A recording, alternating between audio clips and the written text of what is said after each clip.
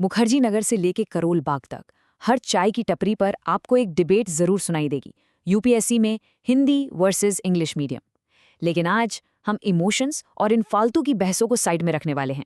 आज के इस एक्सप्लेनर में हम इस पूरे स्ट्रक्चरल रियलिटी का एकदम कड़वा और ब्रूटली ऑनेस्ट सच देखने वाले हैं। कोई लाग लपेट नहीं, सीधा फैक्ट्स पर बात करेंगे। तो चलिए सीधा मुद्दे की बात करते हैं। सोचिए, आप एक ऐसे एस्पिरेंट हैं जिसकी हिंदी और इंग्लिश दोनों पर एकदम सॉलिड पकड़ है। आप द हिंदू भी मजे से पढ़ लेते हैं और दैनिक जागरण भी। तो ऐसे में असली स्ट्रैटेजिक एडवांटेज आपको किस मीडियम में मिलेगा?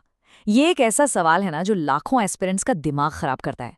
हम अपनी मातृभाषा से प्यार तो करते हैं, लेकिन एग्जाम की डिमांड कुछ और ही होती है। तो चलिए आज इस कंफ्यूजन को हमेशा के लिए दूर कर देते हैं। सबसे पहले तो यार दिमाग से ये सबसे बड़ा भ्रम निकाल दीजिए कि यूपीएससी ऑफिशियली हिंदी मीडियम वालों के साथ कोई भेदभाव करता है। बिल्कुल नहीं, आयोग का ऐसा कोई बायस नहीं है। लेकिन रियलिटी ना आपको थोड़ी चुभ सकती है। सच ये है कि इस एग्जाम के इर्द गिर्द जो पूरा इकोसिस्टम बना हुआ है ना, वो पूरी तरह से इंग्लिश के ही कंट्रोल में है और सारा का सारा खेल यहीं पलट जाता है। अब आप सोच रहे होंगे कि ये इकोसिस्टम एडवांटेज आखिर भला क्या है। देखिए, ये सिर्फ किताबों की बात नहीं है, बात है एकेडमिक एक्सपोजर की, डिजिटल टूल्स की और उस पूरे के पूरे स्ट्रक्चरल सपोर्ट की जो इंग्लिश मीडियम में पहले से रेडीमेड मिलता है।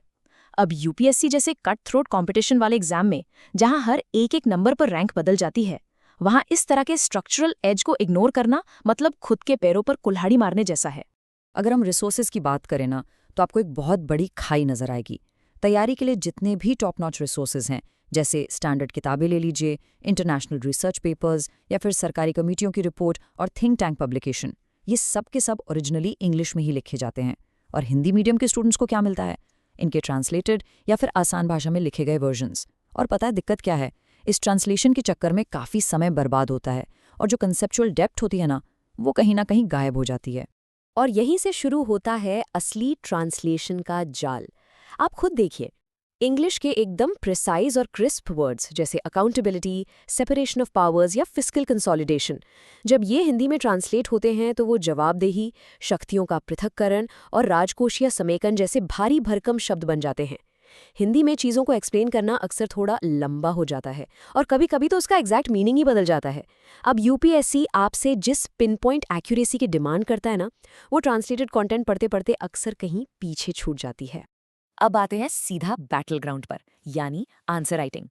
इंग्लिश मीडियम में जो आंसर्स लिखे जाते हैं ना, वो काफ़ी एनालिटिकल, वेल स्ट्रक्चर्ड और एकदम कॉम्पैक्ट होते हैं। इंग्लिश लैंग्वेज का जो फ्लो है, वो नेचुरली उस पॉइंट बेस्ड एकेडमिक राइटिंग को सपोर्ट करता है जो एग्जामिनर्स को बहुत पसंद आती है। दूसरी तरफ हिंदी में लिखे गए आंसर्स कई बार काफ़ी लंबे, डिस्क्रिप्टिव और एक कहानी की तरह बन जाते हैं। यहाँ आपकी एफिशिएंसी सीधे तौर पर कॉम्प्रोमाइज हो जाती है। डिजिटल और कोचिंग वाले फैक्टर को ही देख लीजिए। जो टॉप की कोचिंग इंस्टीट्यूट्स हैं, वो अपना बेस्ट मटेरियल जैसे टॉपर्स की कॉपियां हो गई, मॉडल आंसर्स हो गए, टेस्ट सीरीज या फिर ग्लोबल लेवल की केस स्टडीज, ये सब सबसे पहले इंग्लिश में ही पब्लिश करते हैं। हिंदी का मटेरियल हमेशा लेट आता है और सच बताऊं तो कई बार उसे ठीक से अपडेट भी नहीं किया जाता। इसका नुकसान ये होता है कि हिंदी मीडियम के एस्पिरेंट्स को अपनी आंसर राइटिंग को मैच्योर करने के लिए क्वालिटी सैंपल्स मिलते ही नहीं हैं। अच्छा, ये सारी प्रॉब्लम सिर्फ जनरल स्टडीज तक ही लिमिटेड नहीं है। जब हम बात करते हैं ऑप्शनल सब्जेक्ट्स की, तो हालत और भी खराब है। कई सब्जेक्ट्स ऐसे हैं जिनका high level academic literature Hindi में है ही नहीं। आपको वही कंफ्यूज करने वाली ट्रांसलेटेड शब्दावली से जूझना पड़ता है और नए अपडेटेड डायग्राम्स तो भूल ही जाइए। सिर्फ सेकेंडरी समरी और पुराने नोट्स के भरोसे रहने की वजह से ना, कुछ ऑप्शनल सब्जेक्ट्स में हिंदी मीडियम से स्कोर करना लिटरली पहाड़ तोड़ने जैसा हो गया है। अब मैं आपको एक ऐसा कड़वा सच बताता हूँ जिसके बारे में कोई बात नहीं करता।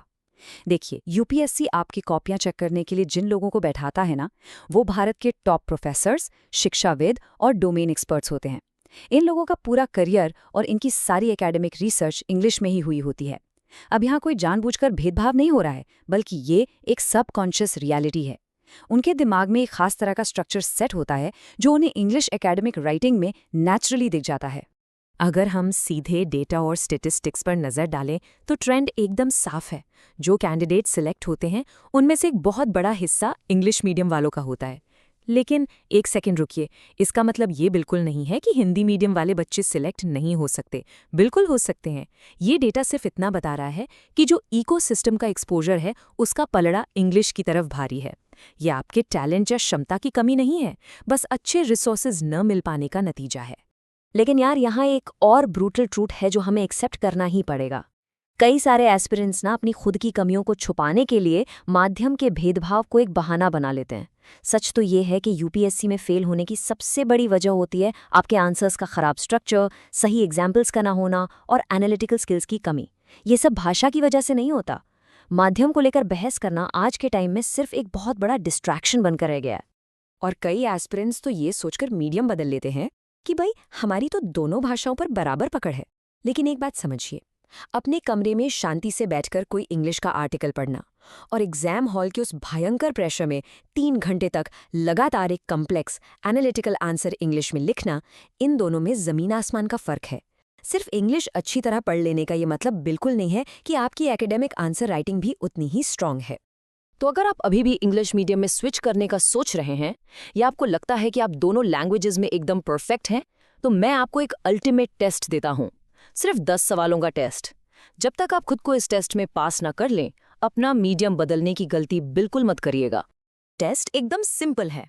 स्टेप 1, जनरल स्टडीज के कोई भी 10 टफ सवाल उठाइए और उनके आंसर्स इंग्लिश में लिखिए।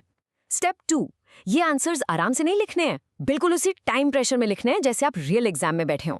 और फाइनली स्टेप 3, अब एकदम ऑनेस्ट होकर अपनी कॉपी चेक करिए। क्या उस प्रेशर में आपका स्ट्रक्चर, ग्रामर और थॉट्स का फ्लो टूट गया? अगर आपका स्ट्रक्चर एकदम सॉलिड बना रहता है तो बिल्कुल इंग्लिश आपके लिए सही चॉइस है। लेकिन अगर प्रेशर पड़ते ही वो ढह गया ना, तो आप सिर्फ खुद को बेवकूफ़ बना रहे हैं। तो बॉटम लाइन ये है दोस्तों कि सफलता आपकी भाषा से नहीं बल्कि आपके विचारों की स्पष्टता यानी आपकी क्लैरिटी से तय होती है। आपको वो मीडियम चुनना है जो आपकी इंटेलेक्चुअल क्लैरिटी को बाहर ला सके। तो इस एक्सप्लेनर को खत्म करने से पहले खुद से ये एक कड़वा सवाल जरूर पूछिएगा, क्या आप सच में माध्यम के शिकार हैं या फिर आप सिर्फ अपने वीक स्ट्रक्चर और नॉलेज की कमी का ठीकरा अपनी भाषा पर फोड़ रहे हैं? इस बारे में ठंडे दिमाग से सोचिएगा, अपनी असली कमजोरियों को पहचानिए और अपनी तैयारी को एक सही दिशा दीजिए।